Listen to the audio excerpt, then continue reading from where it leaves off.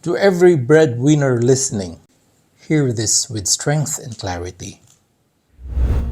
You are the anchor of the home. Ikaw ang sandigan, ang tagapagtanggol at ang laging nagbibigay. But listen closely. Ang sobrang pagsalo, minsan nagiging problema.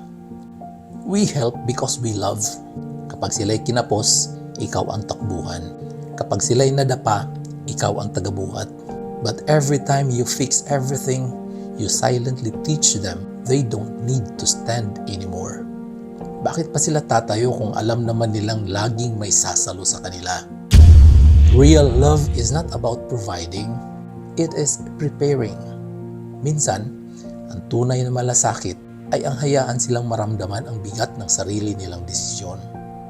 Hindi ka masamang ama, anak o kapatid kung pipiliin mo magtira naman ng kaunti para sa sarili mo.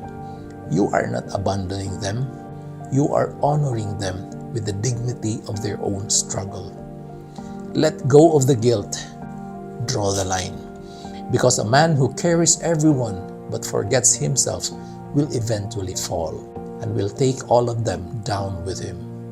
So remember this, as you find the courage to step back, release the weight, let them rise and stand.